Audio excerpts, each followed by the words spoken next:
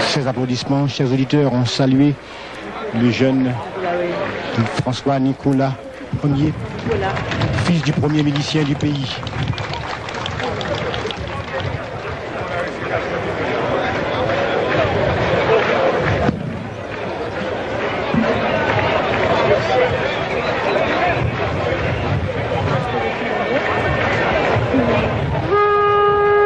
C'est vraiment un jour faste pour la nation haïtienne, chers téléspectateurs, car des cohortes duvalieristes venus de tous les coins et recoins du pays sont là pour renouveler leur allégeance au premier milicien du pays, son Excellence le président Jean-Claude Duvalier.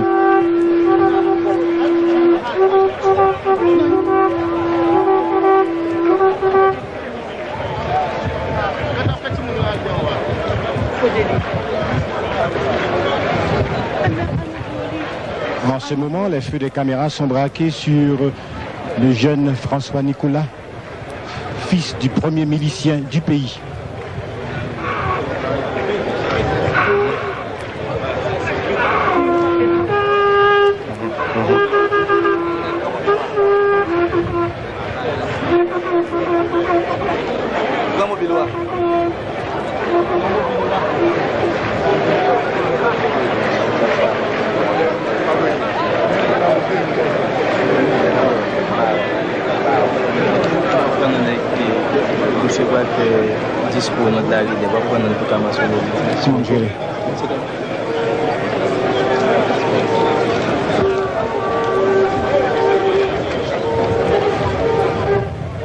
Dans quelques instants, chers téléspectateurs, prendra la parole au nom de la relève le jeune Bazin Smith. D'hier à aujourd'hui, de nouvelles conjonctures ont émergé qui ont apporté aux responsables du destin national des préoccupations tout aussi importantes.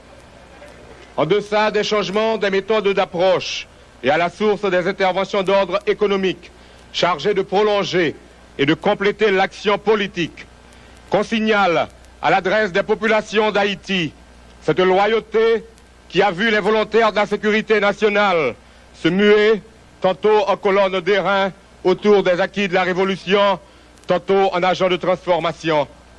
Cette vertu qui constitue l'apanage des hommes habités par une mystique certaine, a supporté la présence des miliciens et des miliciennes au carrefour des grandes décisions nationales.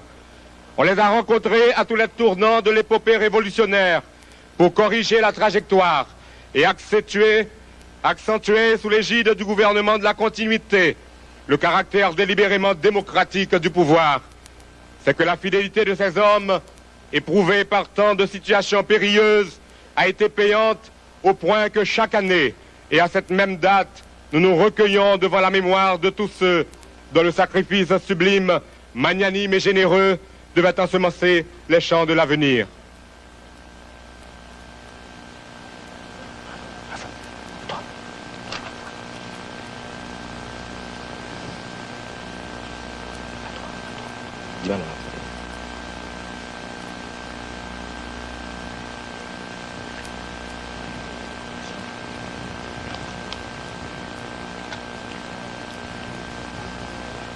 Son Excellence, le président à vie de la République, va maintenant décorer des miliciens qui se sont signalés. Décoration, honneur et mérite au grade de grand officier, révérend père Oxide Jean, volontaire de la sécurité nationale de Kinskov.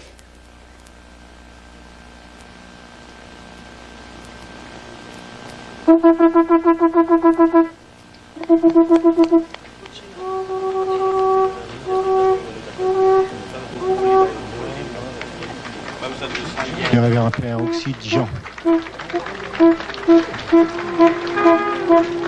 Plusieurs miliciens seront cités à l'ordre d'honneur.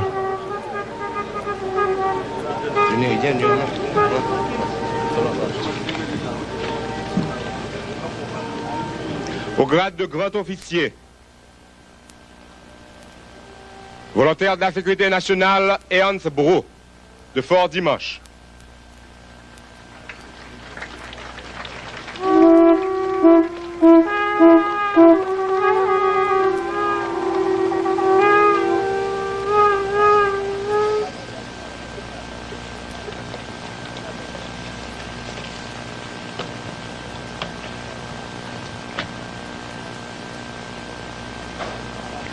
Plusieurs miliciens. Avec l'appui du gouvernement, le milicien Ernst Brou a réalisé, par l'intermédiaire des secteurs intéressés, ce qui suit. Février 77, bibliothèque et 4 salles d'études au centre d'études Dr François Duvalier du Bel-Air. Octobre 79, il a obtenu le déblocage de la rue Tirmas remise à la circulation des véhicules. Avril 80, grande cérémonie au centre d'études François Duvalier du Bel-Air.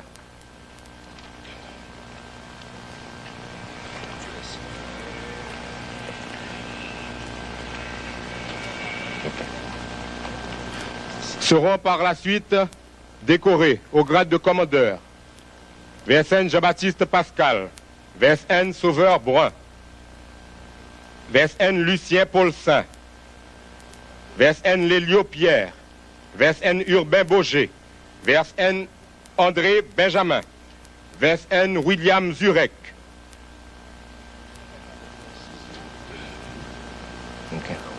Au grade d'officier, VSN Dieuveil Jérémy, VSN de Dufay Mirbalet.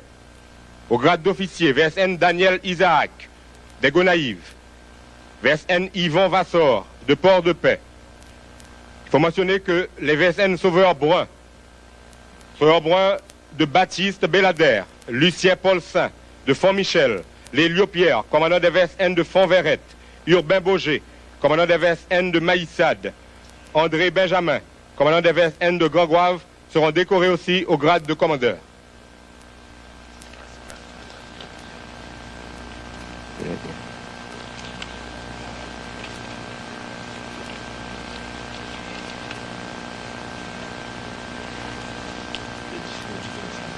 Voilà. Ok, monsieur. Excusez-moi. Excellence, le président à vie de la République, Excellence, honorable première dame de la République, messieurs les membres du cabinet ministériel, distinguée assistance, il y a 26 ans que, dans une sorte de flambée affective, les cohortes duvalieristes se portèrent spontanément à la défense rapprochée du Palais national. Armées de leur foi, elles affrontaient des forces hostiles, dont l'assaut irréfléchi visait à l'interruption de l'expérience révolutionnaire entamée par le docteur François Duvalier. En moins d'une année, la Révolution subissait en effet sa première attaque. Les lueurs rougeoyantes des feux, le crépitement lugubre et le fracas assourdissant des armes allaient marquer à jamais la date du 29 juillet, faisant d'elle l'une des plus mémorables de l'ère duvaliérienne, tant par l'intensité des combats que par l'expression de l'attachement du peuple haïtien. Le 29 juillet 1958, c'est le 22 septembre 1957, renouvelé sur un fond de décor ensanglé par la haine et par les ambitions démesurées. Il marque le point de départ d'un nouvel élan vers la rupture définitive d'avec un passé marqué par un vide spirituel et par le triomphe des à peu près dans la conduite des affaires de l'État. Dès ce jour-là, un monde, depuis longtemps miné et branlant, s'est écroulé et se consolidait la nouvelle société que le père de la nouvelle Haïti instaurait sur le principe de la permanence de l'action progressiste. Désormais, sans se laisser distraire, le peuple haïtien peut investir ses énergies dans la construction d'une Haïti meilleure.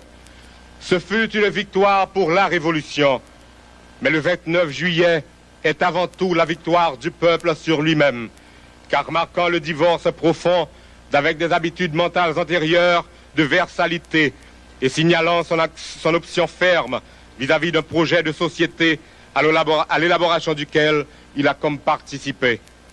Aujourd'hui qu'ils sont alignés sur la pelouse du Palais national, impeccables de leur tenue comme de leurs sentiments, les miliciens et miliciennes peuvent légitimement s'enorgueillir d'avoir fait l'histoire.